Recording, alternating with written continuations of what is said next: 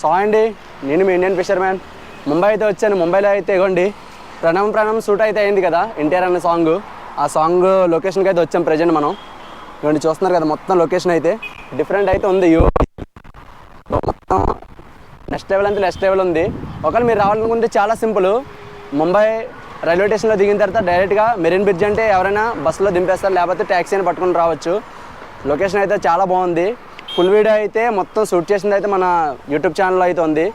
Miss అవ్వకుండా అయితే చూడండి. Thank you.